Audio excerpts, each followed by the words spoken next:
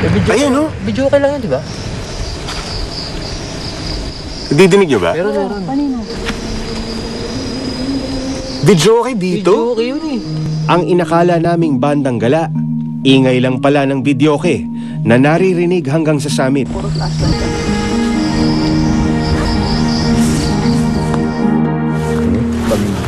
Sunod naman naming hahanapin sa masukal na bahagi ng bundok ang sinasabi nilang kakaibang elemento na naninirahan dito.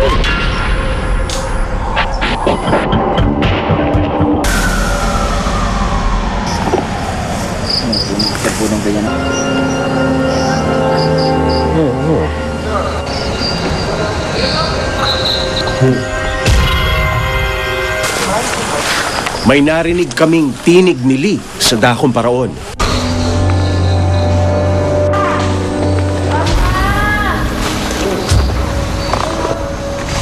Ito na nga kaya ang misteryosong nilalang na gumagala sa Manalmon. Ang naramdam mo kanina habang dinodrawing ng taong buhay? Tumayo ang balaybo na pa. Kasi din-describe sa akin ni Mang Carling. Tumayo ang balaybo niya para nakita dyan. Pati ako tumayo ang balaybo. Sabay kaya, eh? Oo, parang mayroon na nanonood sa likod namin. Tsaka hindi mo madodrawing yun. Oo, parang may nag-guide sa kamay ko na describe siya. Sakto daw yung sabi ni Mang Carling yung... Kuha mo? Oo, yung buhayan. Hindi mo pa naman nakita, ano? Hindi pa.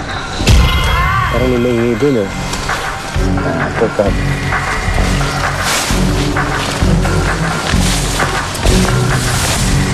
Lamig din, eh.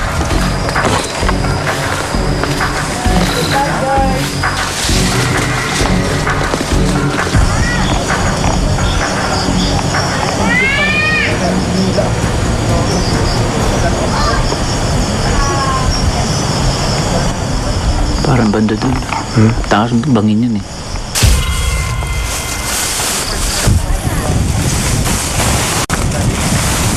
Hanggang sa tila lumalapit ang pinagmumula ng mga tinig sa gitna ng gabi. Good. May tao.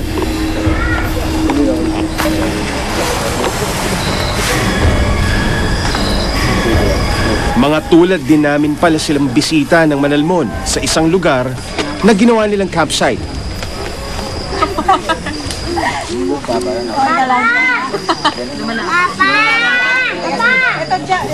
Normal to do, ano?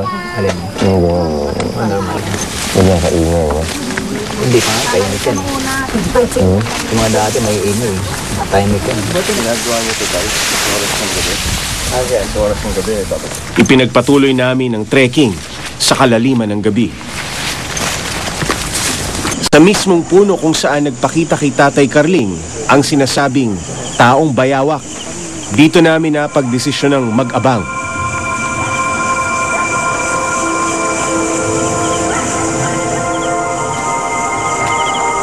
Magdamag kaming naghintay, ngunit tila mailap ang hinahanap naming pruweba.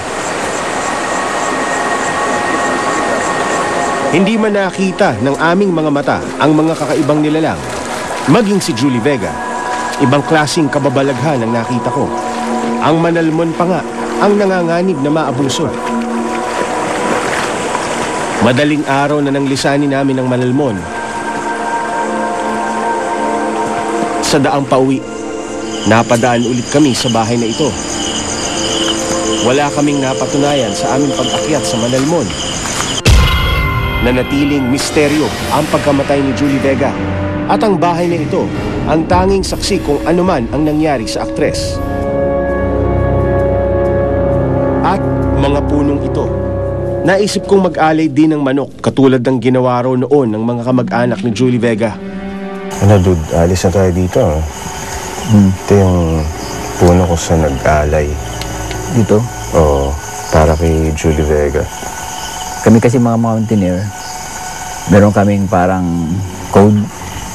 Take nothing but pictures. Leave nothing but footprints. Kill nothing but time. Yun ang importante, respeto. Oh, tara. Kasi nakita lang tayo. Tara. Galing araw.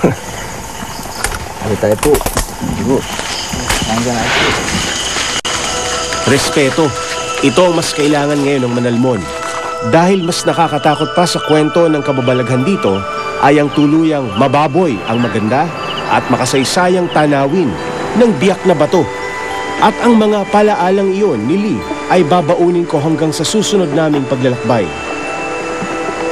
Magandang gabi, ako po si Jay Taruk at ito ang Eyewitness.